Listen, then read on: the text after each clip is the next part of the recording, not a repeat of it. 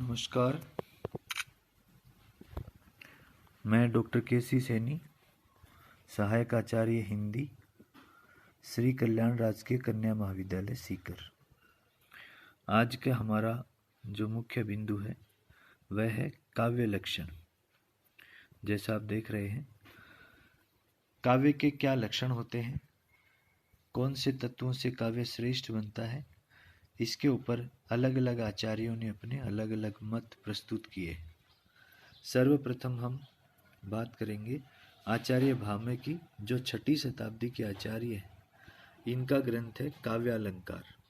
काव्यालंकार में इन्होंने काव्य लक्षण की परिभाषा दी।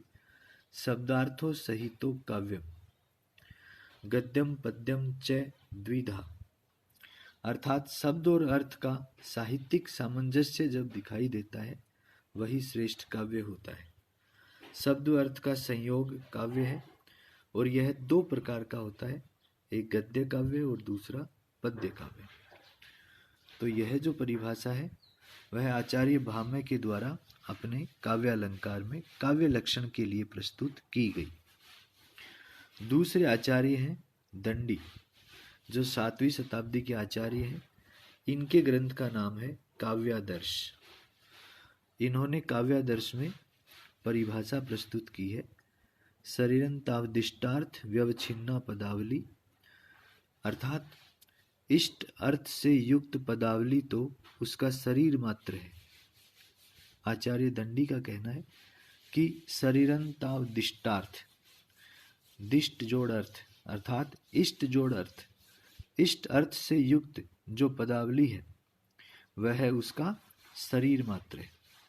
तो काव्यादर्श में इन्होंने यह लक्षण प्रस्तुत किया। तीसरे नंबर पे आते हैं आचार्य वामन।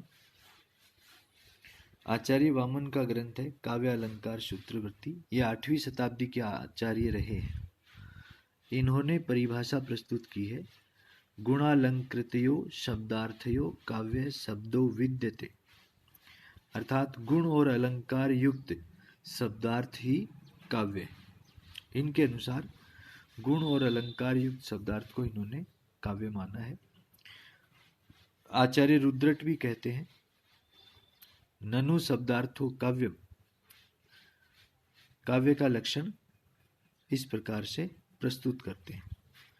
इनके पश्चात आचार्य मम्मट, जो 12वीं शताब्दी के आचार्य रहे हैं, इनका ग्रंथ है काव्य प्रकाश।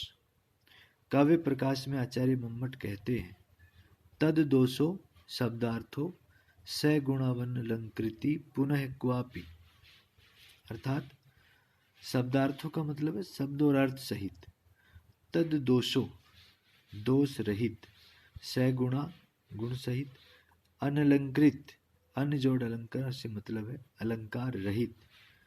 तो इन्होंने काव्य में अलंकार की अनिवार्यता नहीं मानी कि श्रेष्ठ जो लक्षण है वो शब्द अर्थ युक्त होना चाहिए, दोष रहित होना चाहिए, गुण सहित हो, लेकिन अलंकार की कोई आवश्यकता नहीं है। इसके पश्चात आते हैं आचार्य विश्वनाथ। आचार्य विश्वनाथ का प्रसिद्ध ग्रंथ आप सबको पता है साहित्य दर्पण। ये 14वीं शताब्दी के आचार्य रहे हैं। इन्होंने कहा है वाक्यम रसात्मकम काव्यम, अर्थात रस से युक्त जो पूर्ण वाक्य है, युक्त वाक्य है वही काव्य। वाक्यम रसात्मकम काव्यम, रस से युक्त वाक्य ही काव्य है। अगले आचार्य आते हैं पंडित राज जगन्नाथ। पंडित राज जगन्नाथ के प्रसिद्ध ग्रंथ रस गंगाधर में इन्होंने परिभाषा दी है। ये 17वीं शताब्दी के आचार्य रहे हैं। रमणीयार्थ प्रतिपादक है शब्द है काव्यम, अर्थात रमणीय अर्थ का प्रतिपादन करने वाला शब्द ही काव्य है। पंडित राज जगन्नाथ ने रमणीय अर्थ को महत्व दिया, वही श्रेष्ठ काव्य होता है, काव्य का लक्षण होता है। इसके पश्चात पाश्चात्य विचारक हैं मैथ्यू अर्नोल्ड। ये कहते हैं कि कविता मूल रूप में जीवन की आलोचना है। कविता का जो मूल लक्षण वो है जीवन की आलोचना। इसके पश्चात आते हैं कोलरिज। कोलरिज कहते हैं सर्वोत्तम व्यवस्था में सर्वोत्तम शब्द ही कविता है। अर्थात सर्वोत्तम व्यवस्था में सर्वोत्तम शब्द ही कविता माना है इन्होंने। सर्वोत्तम व्यवस्था से तात्पर्य कविता के जो नियम धर्म है उसमें हम श्रेष्ठ संयोजन और श्रेष्ठ शब्दों का संकलन करेंगे, वही कविता है, वही सबसे प्रसिद्ध कविता मानी जा सकती है। अगले हमारे विचारक हैं हडसन। हडसन कहते हैं कि कविता कल्पना और संवेग के द्वारा जीवन की व्याख्या है, कि यह कविता कल्पना और संवेग के द्वारा, क्योंकि जैसा आप सभी जानते हैं साहित्य कल्पना, संवेदना, अनुभूति और हम इस भौतिक जगत में जो देखते हैं और अभौतिक जो हमारे विचार हैं उन सभी का समायोजन है। तो इस प्रकार अलग अलग विद्वानों के माध्यम से हमने काव्य के लक्षण के ऊपर आज विचार विमर्श किया कि किस प्रकार काव्य में अनेक प्रकार के लक्षण प्रस्तुत किए जाते हैं। भारतीय और पाश्चात्य आचार्यों के द्वारा बताए गए समस्त विचारों के ऊपर हमने विमर्श किया। धन्यवाद।